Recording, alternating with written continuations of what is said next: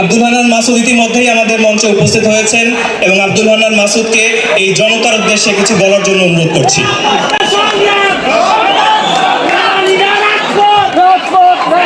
আসসালামু আলাইকুম ওয়া রাহমাতুল্লাহ।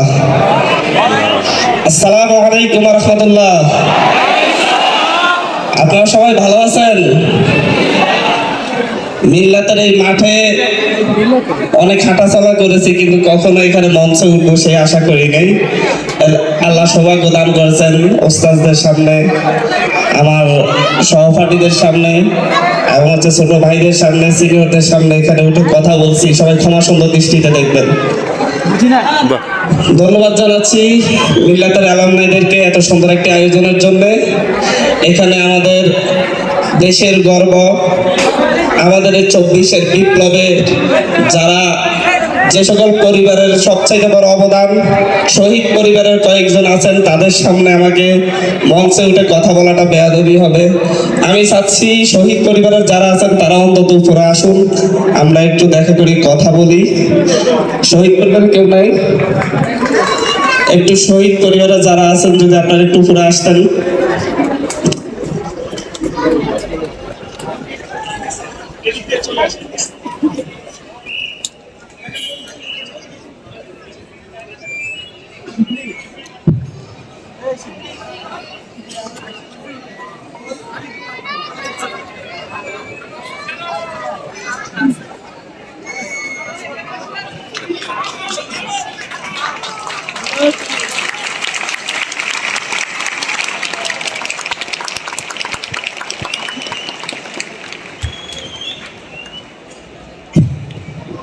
করতালি না দিয়ে আমরা তাকবীর দিব, জোরে সোরে লিল্লাহি তাকবীর, লিল্লাহি তাকবীর, আল্লাহু আকবার।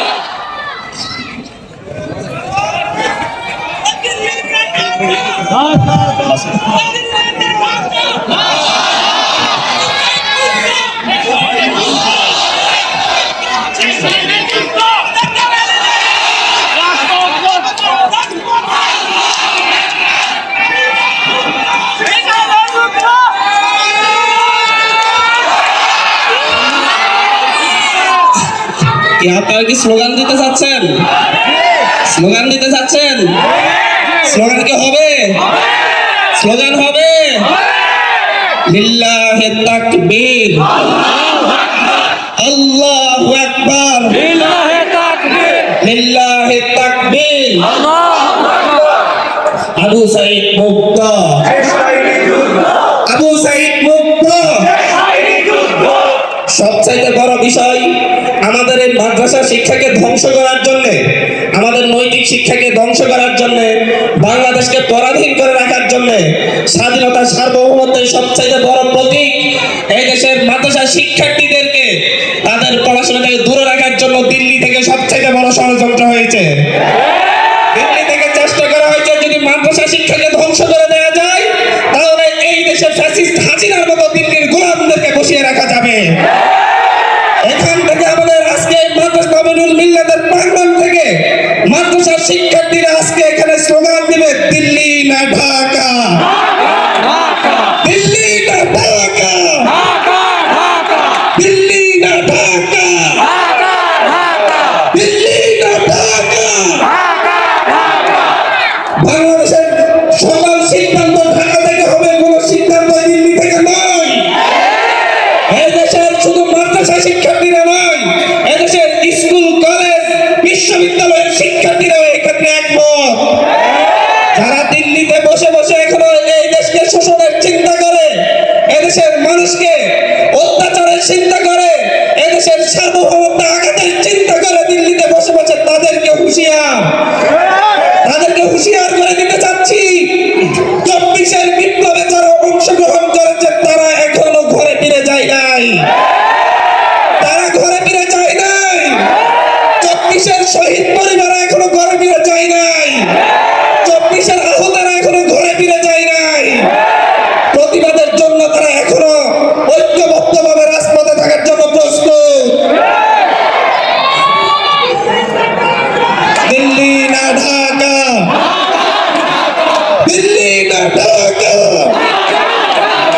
আবু সাঈদ মুক্ত।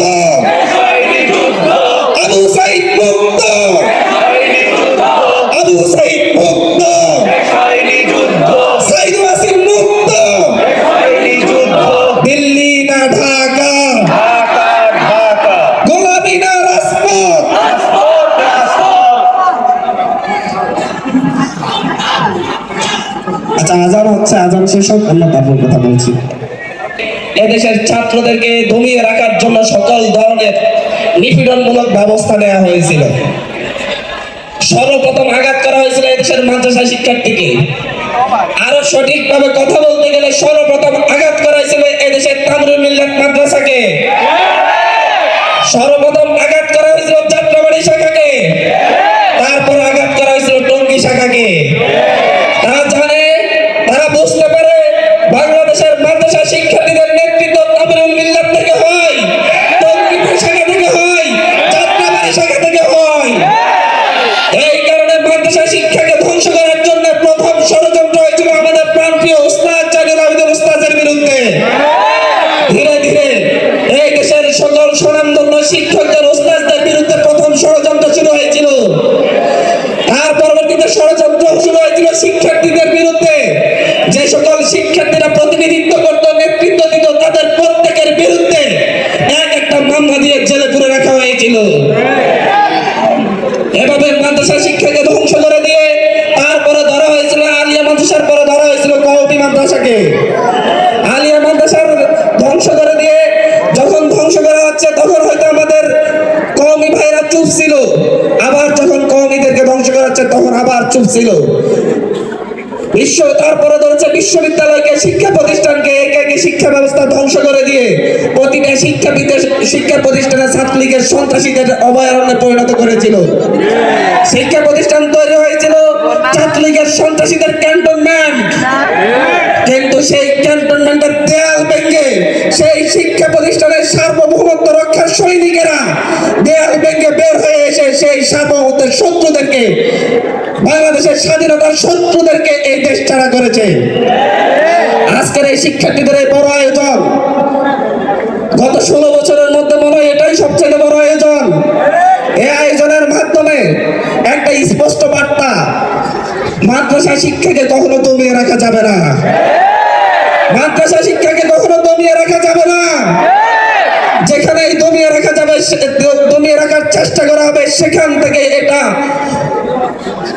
উৎপাতের আগুন হয়ে দেখা দিবে। আমরা আজকে আপনাদের সামনে কথা বলবো না বেশি, আপনারা শহীদ পরিবারের কথা শুনেছেন। আমি এসেছি মূলত আমার ওস্তাদদের সাথে সাক্ষাৎ করতে, ওনাদের দোয়া নিতে। যদিও আরো আগে এসে দোয়া নিয়ে যাওয়া উচিত ছিল, কিন্তু নানান কারণে আসা হয়নি। আজকে আমি এসেছি আমার সহপাঠীদের কাছ থেকে দোয়া নিতে। আমি এসেছি মিল্লাতে পড়াশোনা চলাকালীন যে সকল শিক্ষার্থীরা, যে সকল বড় ভাইয়েরা আমাদেরকে সহযোগিতা করেছেন পড়াশোনা সুন্দরভাবে চালিয়ে যাওয়ার জন্য, তাদের কাছ থেকে দোয়া নিতে। আমি আজকে এখান থেকে দোয়া নিয়ে যাব এবং এই মিল্লাতে পড়াকালীন ভুল ত্রুটির জন্য ক্ষমা চেয়ে যাব। কিন্তু তার আগে আমি কয়েকটি কথা বলতে চাচ্ছি। এই মিল্লাতে যেদিন আমি পড়তে এসেছিলাম, সেদিন আমার পকেটে টাকা ছিল না। বাড়ি থেকে বাবা 2000 টাকা দিয়ে আমাকে এখানে পাঠিয়েছিলেন। আমি অনেক সংগ্রাম করে এখানে এসেছি। আমার বাবার সেই সামর্থ্য ছিল না যে এখানে ঢাকায় তার একটি সন্তানকে এখানে পড়াবে। কিন্তু এখানে আসার পরে ভর্তি থেকে শুরু করে পরবর্তী 2 বছর পড়াশোনা করা পর্যন্ত আর কখনো আমার বাবার কাছ থেকে টাকা আনতে হয়নি। প্রথম 18 দিনের মাথায় প্রথম দিন এসে আমি আনাম্বার সাথে সাক্ষাৎ করেছিলাম। তখন উনি তৎকালীন ভিপি ছিলেন, ফেরদৌস ভাই ছিলেন জিএস, ওনাদের সাথে সাক্ষাৎ করেছিলাম। ওনারা তো সেদিনই মোটামুটি একটা ব্যবস্থা করে দিয়েছিলেন যাতে অন্তত থেকে কয়েকদিন চলতে পারি। তারপরে কিছু শিক্ষকদের সহযোগিতায়, আব্দুল কাইম উস্তাদের সহযোগিতায় সহ পরবর্তীতে 2-2.5 বছর কেটে গিয়েছে। আলহামদুলিল্লাহ কোনো অভাব হয়নি। এভাবে পড়াশোনা করে মিল্লাত থেকে আমি গিয়েছি। আমি সকলের কাছে কৃতজ্ঞতা প্রকাশ করছি। হয়তো ভাবি নাই যে এভাবে কখনো কৃতজ্ঞতা প্রকাশ করতে হবে, কিন্তু আজকে এই আয়োজনটা সবচেয়ে সুন্দর হয়েছে। এজন্য বলি, এই মিল্লাত শুধুমাত্র ধনীদের প্রতিষ্ঠান নয়, এই মিল্লাত আমাদের মতো গরিব ছাত্রদের পড়াশোনার জন্য একটি স্বনামধন্য প্রতিষ্ঠান হয়ে থাকবে। এই বাংলাদেশের নতুন বাংলাদেশ বিনির্মাণের অভ্যুত্থানের ক্ষেত্রে সামনের সারি থেকে নেতৃত্ব দেয় কয়েকজনই আছে আমাদের এই তামরুল মিল্লাত মাদ্রাসার। এই তামরুল মিল্লাত মাদ্রাসাকে দিল্লির দাদারা যেই কারণে ভয় করত, দিল্লির দোসররা যেই কারণে ভয় করত, সেই ভয়টাই সফল হয়েছে। সেই মিল্লাতের শিক্ষার্থীরা নেতৃত্ব দিয়ে সেই দিল্লির দালালদেরকে বাংলাদেশ থেকে তাড়া করেছে, বাংলাদেশ ছাড়া করেছে। তবে একটা কথা বলি, আমাদের যে লড়াই, সেই লড়াই এখনো শেষ হয়নি। আমাদের প্রশাসনের প্রতিটি স্তরে স্তরে এখনো দালালেরা বসে আছে, ফ্যাসিবাদের দোসররা বসে আছে। প্রত্যেকে আমাদের দিকে, প্রত্যেকে কখন ছবল মারবে সেই অপেক্ষায় আছে।